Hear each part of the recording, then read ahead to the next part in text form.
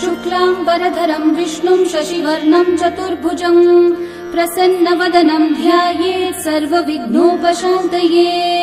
व्यासं वसिष्ठनप्तारं शक्तै पौत्रमकल्मषं पराशरात्मजं वन्दे सुखतातं तपोनिधिं। व्यासाय विष्णुरूपाय व्यासरूपाय विष्णवे नमो वै ब्रह्मनिधये वासिष्ठाय नमो नमः। अविकाराय शुद्धाय नित्याय परमात्मने सदैकरूपरूपाय विष्णवे सर्वजिष्णवे। यस्य स्मरणमात्रेण जन्म संसारबन्धनात् विमुच्यते नमस्तस्मै विष्णवे प्रभविष्णवे। ॐ नमो विष्णवे प्रभविष्णवे। श्रीवैशम्पायन उवाच श्रुत्वा धर्मानशेषेण पावनानि च सर्वशः युधिष्ठिरः शान्तनवं पुनरेवाभ्यभाषत। युधिष्ठिर उवाच किमेकं दैवतं लोके किं वाप्येकं परायणं स्तुवन्तः कमर्चन्तः प्राप्नुयुर्मानवा शुभम्। को धर्मः सर्वधर्माणां भवतः परमो मतः किं जपन्मुच्यते जन्तुर्जन्म संसारबन्धनात्। श्रीभीष्म उवाच जगत्प्रभुं देवदेवम् अनन्तं पुरुषोत्तमम् स्तुवन्नामः सहस्रेण पुरुषस्तततोत्थितः तमेव चार्चयन् नित्यं भक्त्या पुरुषम् अव्ययम् ध्यायन् स्तुवन्नमस्यं च यजमानस्तमेव च। अनादिनिधनं विष्णुं सर्वलोकमहेश्वरम् लोकाध्यक्षं स्तुवन्नित्यं सर्वदुःखातिगो भवेत्। ब्रह्मण्यं सर्वधर्मज्ञं लोकानां कीर्तिवर्धनम् लोकनाथं महद्भूतं सर्वभूतभवोद्भवम्।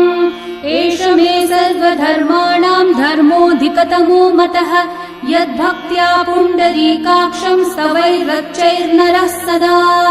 परमं यो महत्तेजः परमं यो महत्तपः परमं यो महद्ब्रह्म परमं यः परायणम्।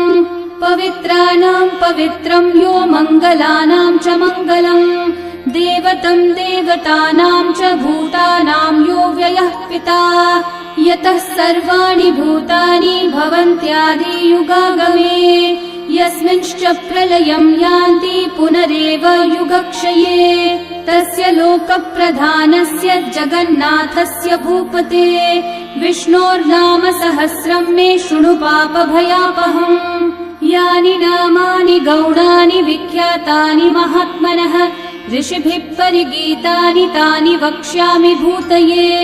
ऋषिर्नाम्नां सहस्रस्य वेदव्यासो महामुनिः छन्दोऽनुष्ठुप् तथा देवो भगवान् देवकीसुतः अमृतांशोद्भवो बीजं शक्तिर्देवकी नन्दनः त्रिसामा हृदयं तस्य शान्त्यर्थे विनियुज्यते। विष्णुं जिष्णुं महाविष्णुं प्रभविष्णुं महेश्वरम् अनेकरूपदैत्यान्तं नमामि पुरुषोत्तमम्।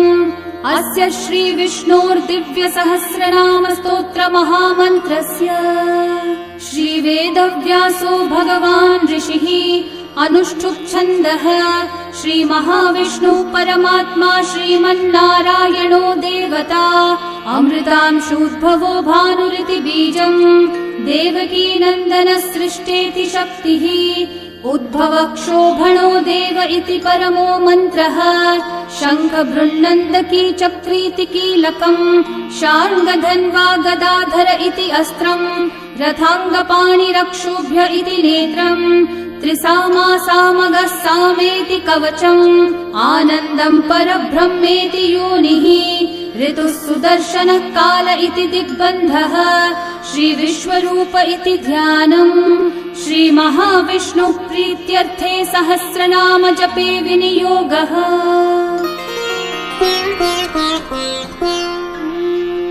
ध्यानम् क्षीरोधन्वत्प्रदेशे शुचिमणिविलसत्सैकते मौक्तिकानाम् माला क्लृप्तासनस्थस्फटिकमणिनिभैर्मौक्तिकैर्मण्डिताङ्गः शुभ्रैरभ्रैरतभ्रैरुपरि विरचितैर्मुक्तपीयूषवर्षैः आनन्देन पुनीयादरिनलिनगदा शङ्खपाणिर्मुकुन्दः भुःपादौ यस्य नाभिर्वियदसुरनिलश्चन्द्रसूर्यौ च नेत्रे कर्णावाशाशिरौ द्योर्मुखमपि दहनो यस्य वास्तेयमब्धिः अन्तस्थं यस्य विश्वं सुरनरखगो भोगि गन्धर्वदैत्यैः चित्रं रम्यते तं त्रिभुवन विपुषं विष्णुमीशं नमामि। ॐ नमो भगवते वासुदेवाय।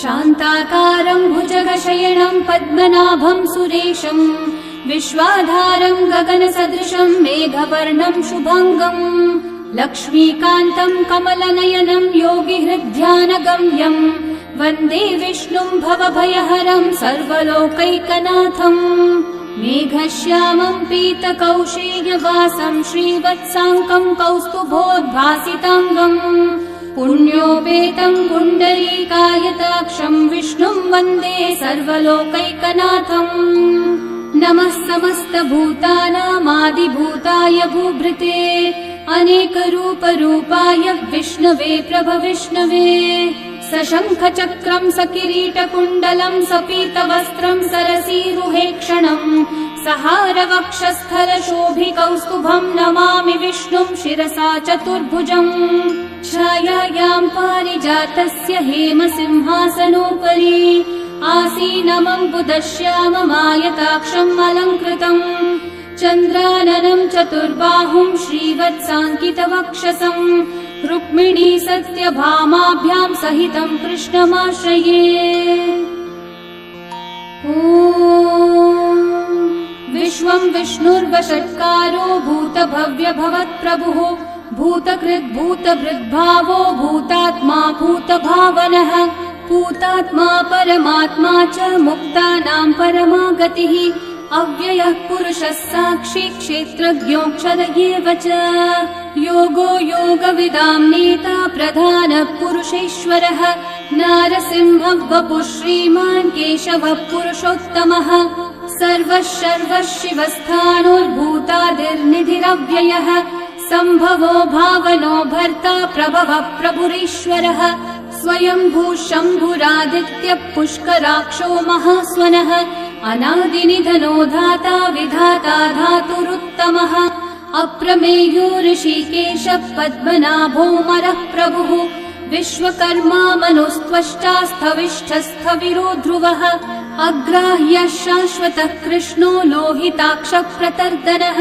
प्रभुतस्त्रिककुब्धामः पवित्रं मङ्गलं परम् ईशानः प्राणदः प्राणो ज्येष्ठः श्रेष्ठः प्रजापतिः हिरण्यगर्भो भूगर्भो माधवो मधुसूदनः ईश्वरो विक्रमी धन्वी मेधावी विक्रमक्रमः अनुत्तमो दुराधर्षः कृतज्ञः कृतिरात्मवान् सुरेशः शरणं शर्म विश्वरेतः प्रजाभवः अहः संवत्सरो व्याळः प्रत्ययः सर्वदर्शनः अजः सर्वेश्वरः सिद्धिः सिद्धि सर्वादिरच्युतः वृषा कपिरमेयात्मा सर्वयोगविनिःसृतः वसुर्वसुमना सत्यः समात्मा संमितः समः अमोघः पुण्डरीकाक्षो वृषकर्मा वृषाकृतिः रुद्रो बहुशिरा बभ्रुर्विश्वयोनिःशुचिश्रवाः अमृतः शाश्वतस्थाणोर्वरारोहो महातपाः सर्वगः सर्वविद्भानुः विश्वक्सेनो जनार्दनः वेदो वेदविदव्यङ्गो वेदाङ्गो वेदवित्कविः लोकाध्यक्षः सुराध्यक्षो धर्माध्यक्षः कृताकृतः चतुरात्मा चतुर्व्यूहश्चतुर्दंष्ट्रश्चतुर्भुजः भ्राजिष्णुर्भोजनं भोक्ता सहिष्णुर्जगदादिजः अनघो विजयो जेता विश्वयोनिः पुनर्वसुः उपेन्द्रो वामनः प्रांशुरमोघः शुचिरूर्चितः अतीन्द्रः सङ्ग्रहः सर्गो धृतात्मा नियमो यमः वेद्यो वैद्यः सदा योगी वीरः माधवो मधुः अतीन्द्रियो महामायो महोत्साहो महाबलः महाबुद्धिर्महावीर्यो महाशक्तिर्महाद्युतिः अनिर्देश्य वपुः श्रीमानमेयात्मा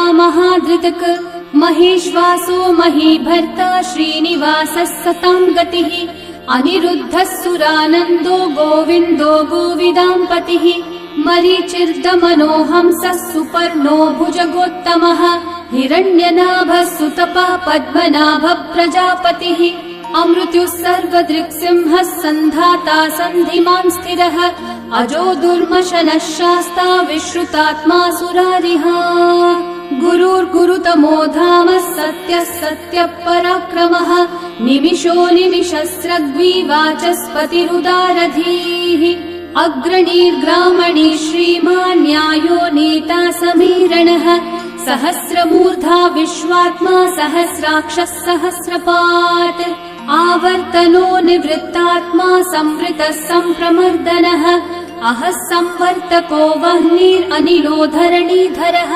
सुप्रसादः प्रसन्नात्मा विश्वदृग्विश्वभुग्विभुः सत्कर्ता सत्कृतः साधुर्जह्नुर्नारायणो नरः असंख्येयो प्रमेयात्मा विशिष्टः शिष्टकृच्छुचिः सिद्धार्थः सिद्धसङ्कल्पः सिद्धिदः सिद्धिसाधनः वृषाही वृषभो विष्णुर्वृषपर्वा वृषोदरः वर्धनो वर्धमानश्च विविक्तः श्रुतिसागरः सुभुजो दुर्धरो वाग्मी महेन्द्रो वसुदो वसुः नैकरूपो बृहद्रूपः क्षिपिविष्टः प्रकाशनः ओजस्तेजो द्युतिधरः प्रकाशात्मा प्रतापनः ऋद्धः स्पष्टाक्षरो मन्त्रश्चन्द्रांशूर्भास्करद्युतिः अमृतांशूद्भवो भानुः शशबिन्दुः सुरेश्वरः औषधं जगतः सेतुः सत्यधर्मः पराक्रमः भूतभव्यभवन्नाथः पवनः पावनो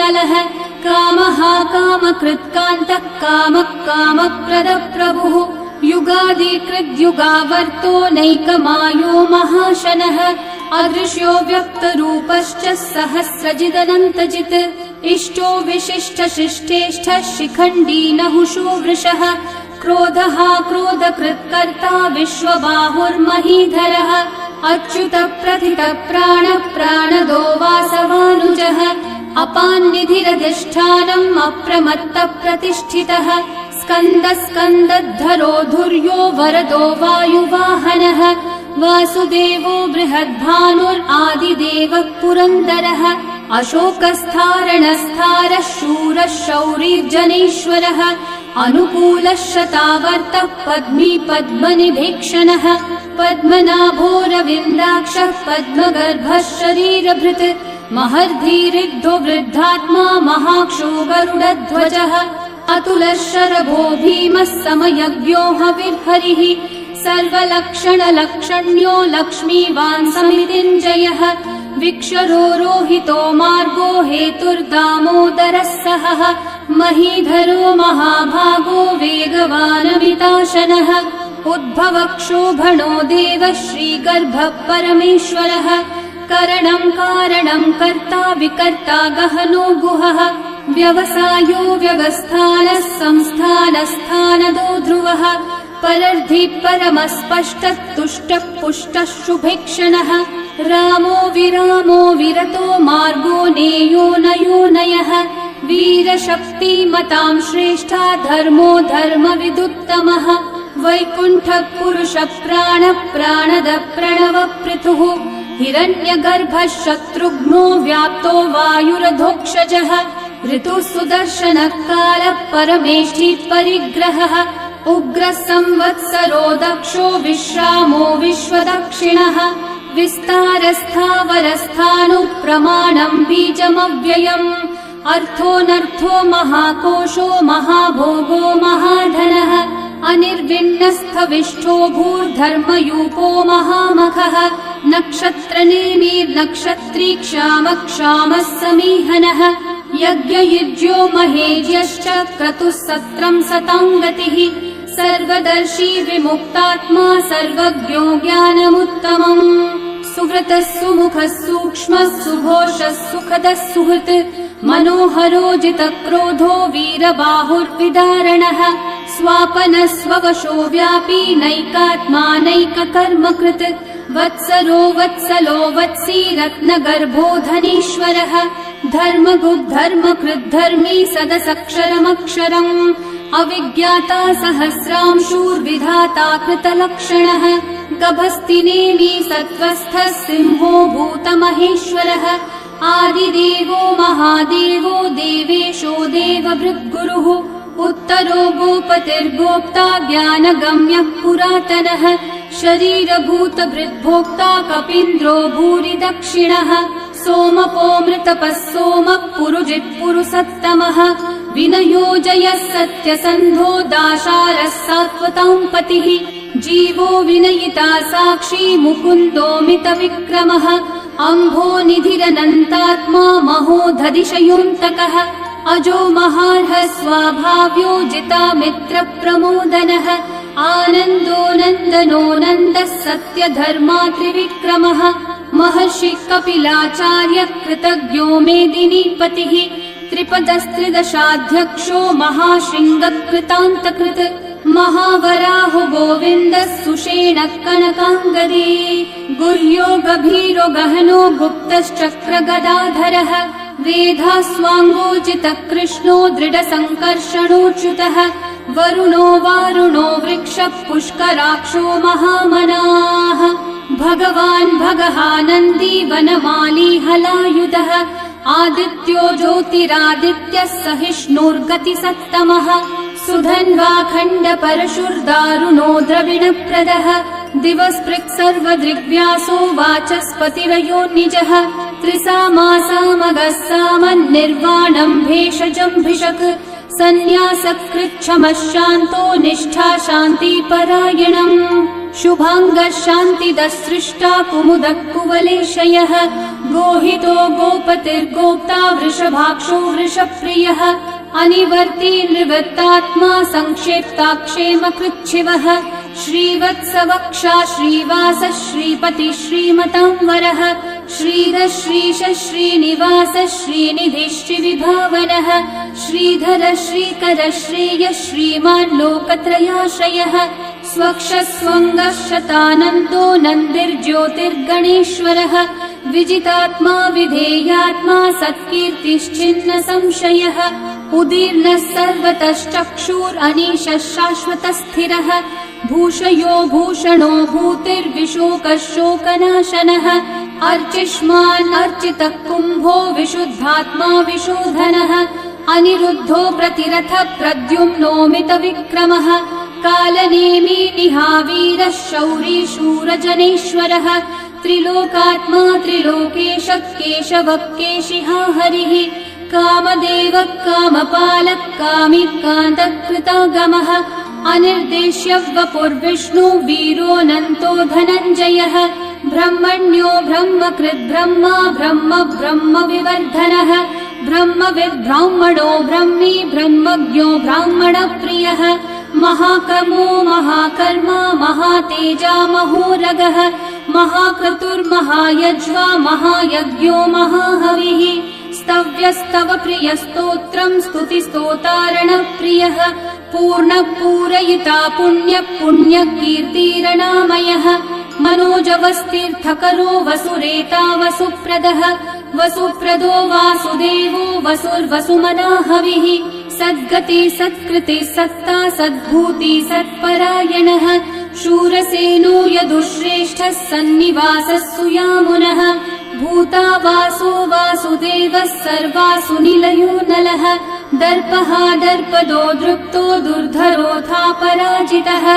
विश्वमूर्तिर्महामूर्तिर्दीप्तमूर्तिरमूर्तिमान् अनेकमूर्तिरव्यक्तः शतमूर्तिः एकोनैकः स वः किं यतत्पदमनुत्तमम् लोकबन्धुर्लोकनाथो माधवो भक्तवत्सलः सुवर्णवर्णो हेमाङ्गो वराङ्गश्चन्दनाङ्गदे वीरः विषमः शून्यो घृताशीरशलश्चलः अमानी मानदो मान्यो लोकस्वामी त्रिलोकधृक् सुमेधामेधजो धन्यः सत्यमेधाधराधरः तेजो वृषो द्युतिधरः सर्वशस्त्रभृताम्बरः प्रग्रहो निग्रहो व्यग्रो नैकः शृङ्गो गदाग्रजः चतुर्मूर्तिश्चतुर्बाहुश्चतुर्व्यूहश्चतुर्गतिः चतुरात्मा चतुर्भावश्चतुर्वेदविदेकपात् समावर्तो निर्वृत्तात्मा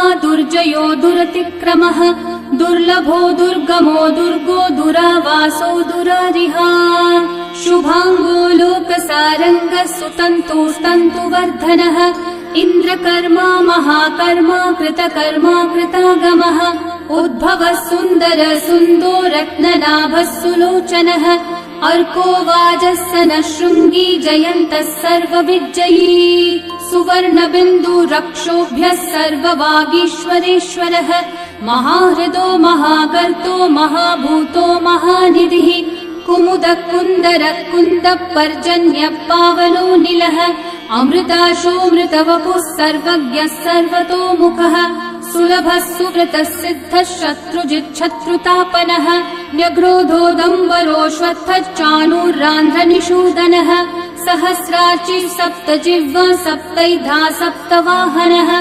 अमूर्तिरनघोचिन्त्यो भयकृद्भयनाशनः अनुर्बृहत्कृशस्थूलो गुणवृन्निर्गुणो महान् अधृतस्वधृतस्वास्य प्राग्वंशो वंशवर्धनः भारभृत्कथितो योगी योगीशः सर्वकामदः आश्रमश्रमणश्रामः सुपर्णो वायुवाहनः धनुर्धरो धनुर्वेदो दण्डो दमयिता दमः अपराजितः सर्वसहो नियन्ता नियमो यमः सत्त्ववान् सात्विकः सत्यः सत्यधर्मपरायणः अभिप्राय प्रियार्होर्हः प्रियकृत्कृतिवर्धनः विहाय स गतिर्ज्योतिः सुरचिर्हुतभुक् विभुः रविर्विरोचनः सूर्यः सविता रविलोचनः अनन्तो हुतभुग्भोक्ता सुखदो नैकजोऽग्रजः अनिर्विण्णः सदा मर्षि लोकाधिष्ठानमद्भुतः सनात् सनातनतमः कपिलः कपिरव्ययः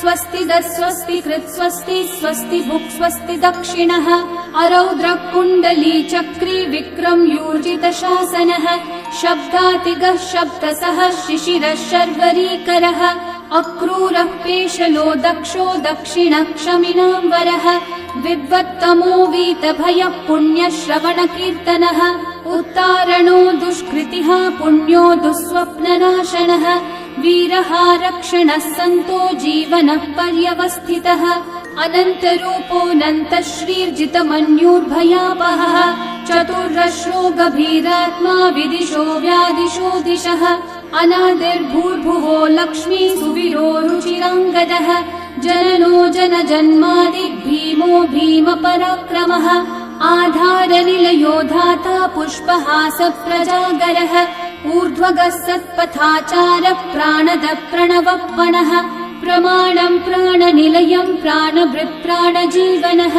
तत्त्वम् तत्त्वविदेकात्मा जन्म मृत्युजरातिगः भूर्भुवः स्वस्तरुस्तारः सविता प्रपितामहः यज्ञो यज्ञपतिर्यज्वा यज्ञाङ्गो यज्ञवाहनः यज्ञभृद्यज्ञकृद्यज्ञी यज्ञभुग्यज्ञसाधनः यज्ञातकृद्यज्ञगुह्यामन्नमन्नादयेव च आत्मयोनिः स्वयं जातो वैखानः सामगायनः देवकीनन्दनः सृष्टा शितीशः पापनाशनः शङ्खवृन्नन्दकी चक्री शार्ङ्गधन्वा गदाधरः रथाङ्गपाणिरक्षोभ्यः सर्वप्रहरणायुधः सर्वप्रहरणायुध ॐ नम इति वनमाली गदी शार्ङ्गी शङ्खी चक्री च नन्दकी श्रीमान्नारायणो विष्णुर्वासुदेवोऽभिरक्षतु वनमाली गदी शार्ङ्गी शङ्खी चक्री च नन्दकी श्रीमान्नारायणो विष्णुर्वासुदेवोऽभिरक्षतु वनमाली गदी शार्ङ्गी शङ्खी चक्री च नन्दकी श्रीमान्नारायणो विष्णुर्वासुदेवोऽभिरक्षतु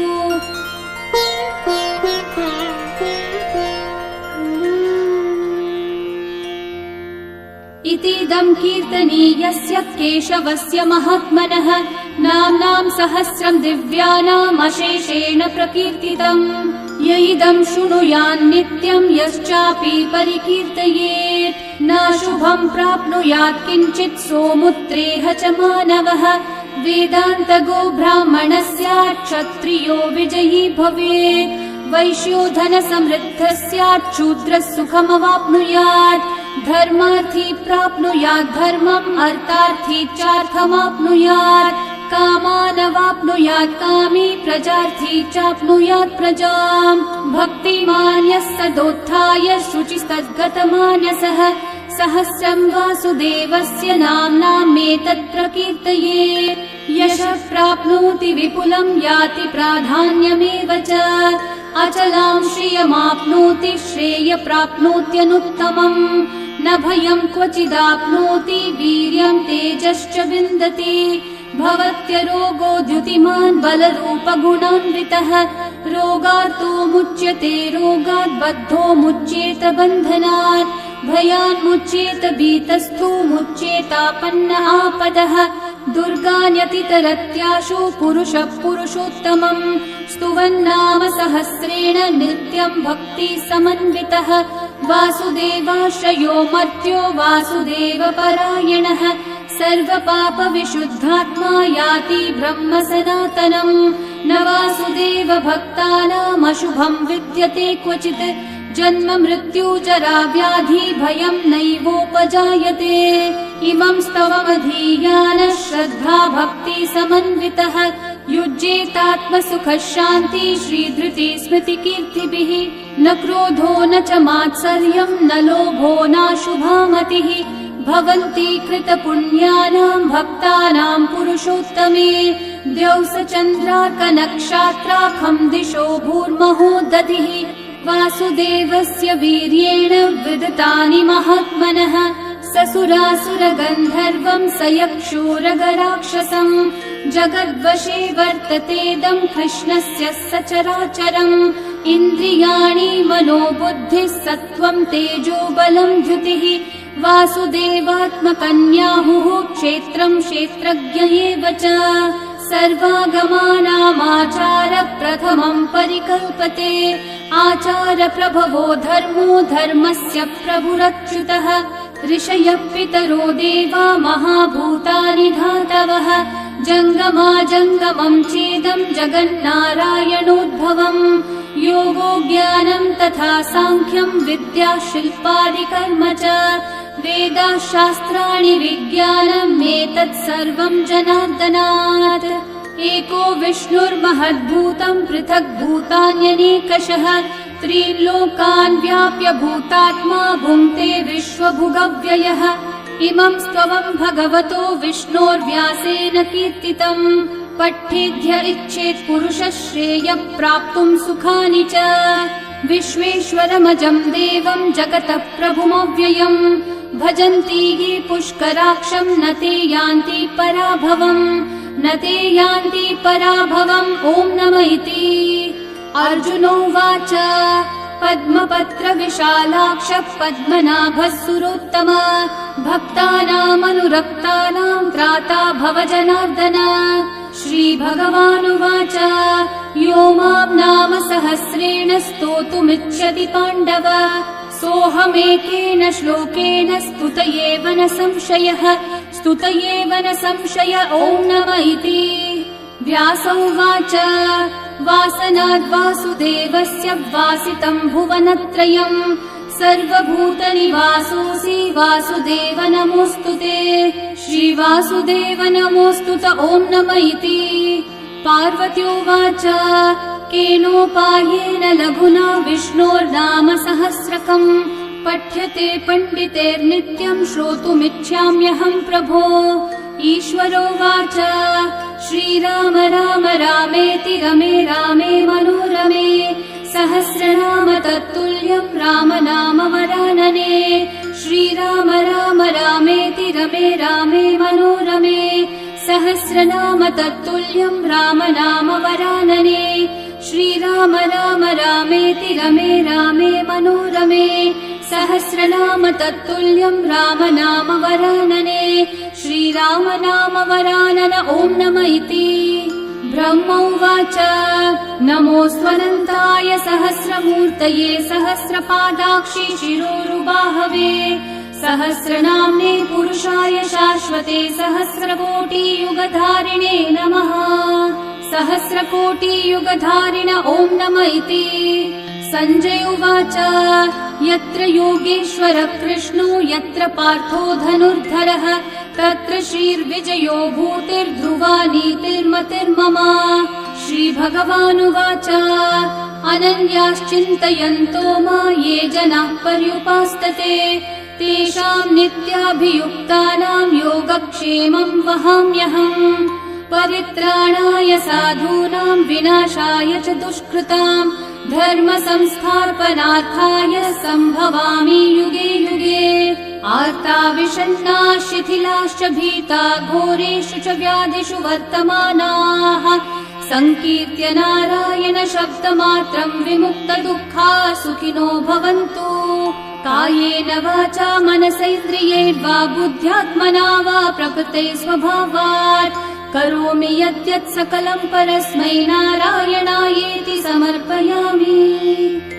श्री विष्णु सहस्रनाम स्तोत्रम् सम्पूर्णम्।